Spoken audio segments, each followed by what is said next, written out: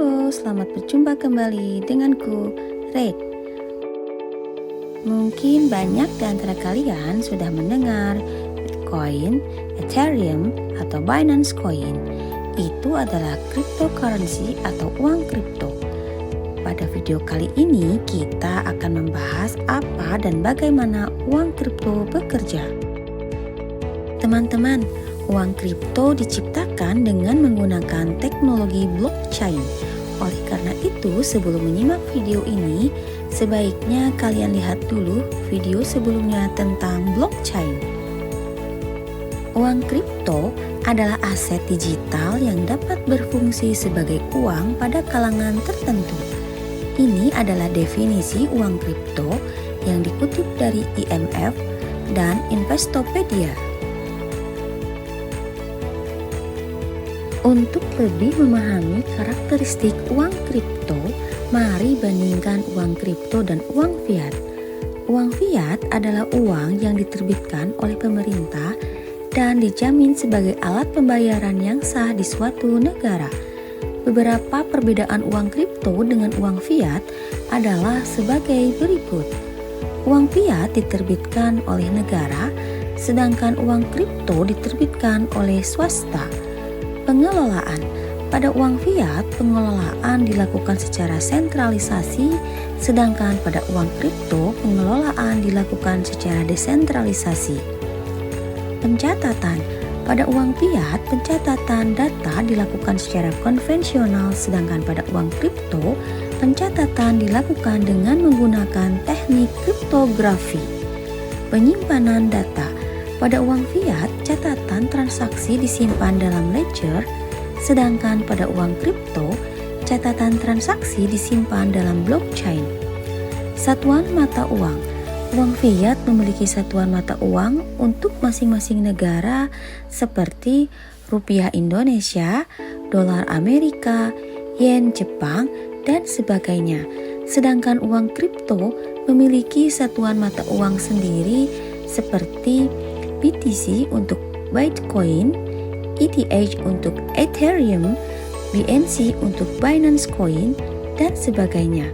Pembahasan mengenai kriptografi, distribusi ledger, dan blockchain telah dibahas pada video sebelumnya. Teman-teman, uang kripto yang pertama terbit adalah Bitcoin. Bitcoin dibuat oleh Satoshi Nakamoto dan dirilis pada tahun 2009. Selanjutnya muncul berbagai mata uang kripto yang lain seperti Litecoin oleh Charles Lee pada tahun 2011, Ripple oleh David Schwartz, Jed McCaleb, dan Arthur Brito pada tahun 2012, Dogecoin oleh Billy Markus dan Jackson Palmer pada tahun 2013, Ethereum oleh Vitalik Buterin dan kawan-kawan pada tahun 2015, Gcash oleh Matthew Green, Ian Mears, dan Christina German pada tahun 2016, dan banyak lagi. Hingga saat ini telah terbit ribuan jenis uang kripto yang beredar di seluruh dunia. Dalam jaringan uang kripto terdapat berbagai komponen, yaitu node adalah komputer yang terhubung dalam jaringan, user adalah orang yang menggunakan node, miner adalah user yang melakukan mining. Mining adalah aktivitas memverifikasi blok pada blockchain. Wallet adalah program untuk menyimpan dan mengelola uang kripto, termasuk menerima, mengirim, mengisi, menarik, serta memantau arus keluar masuk uang. Setiap wallet mengandung dua kunci yang berpasangan, yaitu private key dan public key. Private key adalah kode rahasia yang hanya diketahui oleh user. Private key digunakan untuk mengakses wallet. Private key juga digunakan dalam pembuatan digital signature. Private keys dapat diibaratkan seperti nomor PIN atau password, sehingga harus dijaga kerahasiaannya oleh user. Public keys adalah kode yang digunakan untuk menerima uang kripto.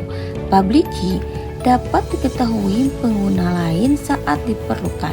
Public key dapat diibaratkan seperti nomor rekening bank. Saat ini telah tersedia berbagai wallet untuk uang kripto seperti Indodax, eToro, Exodus, Trezor, Electrum, Luno, Coinbase, Matillion. Selanjutnya, bagaimanakah proses transaksi uang kripto berlangsung? Dalam paparan ini akan dibahas contoh transaksi salah satu uang kripto yaitu Bitcoin. Misalnya, Lestari akan mentransfer Bitcoin ke Sekar sebesar 3 BTC. Transfer Bitcoin dari Lestari dan Sekar akan mengikuti tahapan sebagai berikut. Yang pertama, Lestari menginput data transfer, yaitu wallet address Sekar dan nilai Bitcoin yang ditransfer. Wallet address penerima dibentuk dari public key penerima. Kemudian akan terbentuk digital signature dari private key Lestari secara otomatis. Selanjutnya, data yang diinput Lestari akan masuk pada tahap hashing. Proses hashing dilakukan dengan metode kriptografi, yaitu mengkonversi data menjadi bentuk rangkaian angka atau huruf yang unik. Hashing dilakukan untuk mengamankan data agar tidak dapat dibaca oleh orang yang tidak memiliki kewenangan.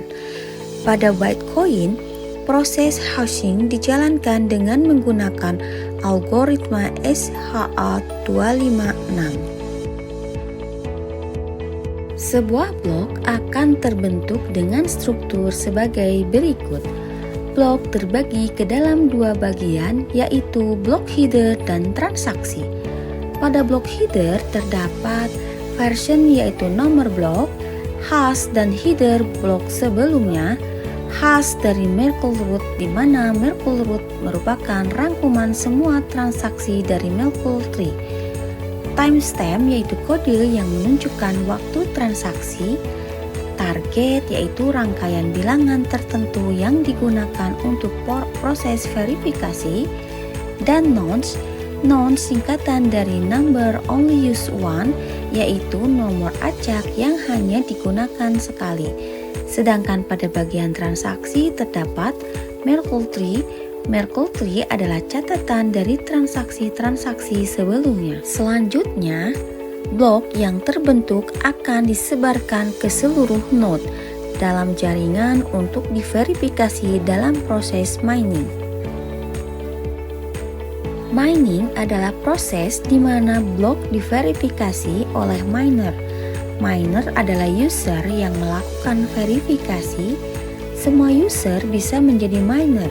Untuk menjadi miner diperlukan keterampilan dan dukungan komputer yang memadai. Pada Bitcoin, proses mining dijalankan dengan algoritma proof of work seperti terlihat pada gambar berikut ini. Dalam proses ini, data pada blok header termasuk version, hash dari blok sebelumnya, Merkle root, timestamp, dan nonce akan dihash.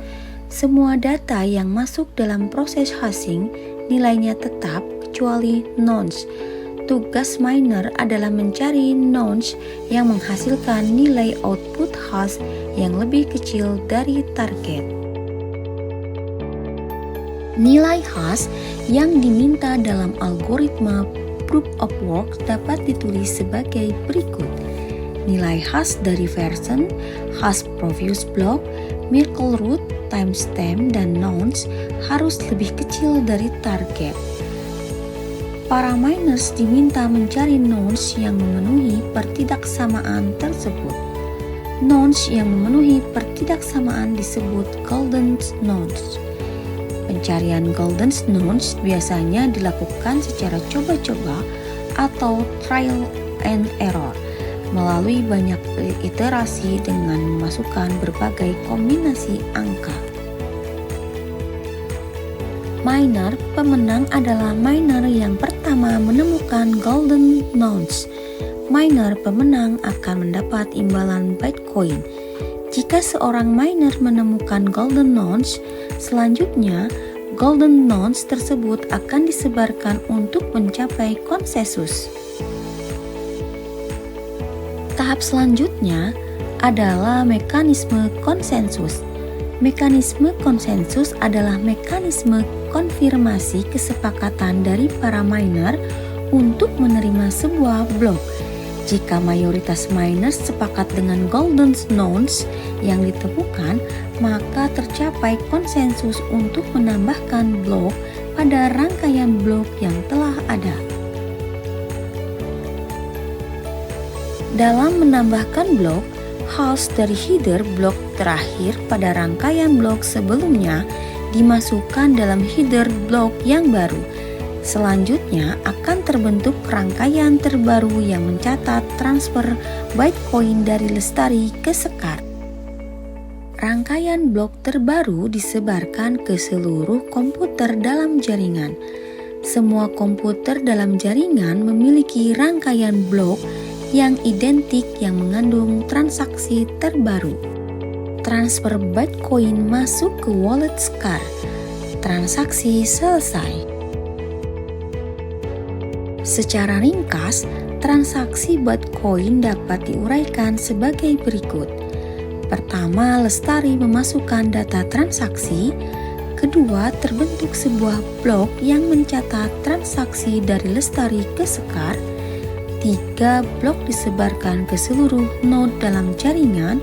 Keempat, blok diverifikasi oleh miners. Miner pemenang akan mendapat imbalan. Kelima, blok memasuki tahap konsensus. Konsensus tercapai jika mayoritas miner setuju dengan golden nonce yang ditemukan. Keenam, blok ditambahkan pada rangkaian blok sebelumnya dan terbentuk rangkaian blok yang baru. Ketujuh, rangkaian blok yang baru disebarkan ke seluruh node dalam jaringan. Kedelapan, Sekar menerima uang kripto. Teman-teman, itulah uang kripto dijalankan dengan teknologi blockchain. Seperti uang fiat, nilai uang kripto berfluktuasi. Beberapa uang kripto memiliki fluktuasi yang tajam seperti Bitcoin, sementara beberapa uang kripto yang lain memiliki nilai yang relatif stabil. Pada video selanjutnya, kita akan membahas mengenai uang kripto yang bernilai stabil yang dikenal dengan istilah stablecoin. Sampai jumpa pada video berikutnya.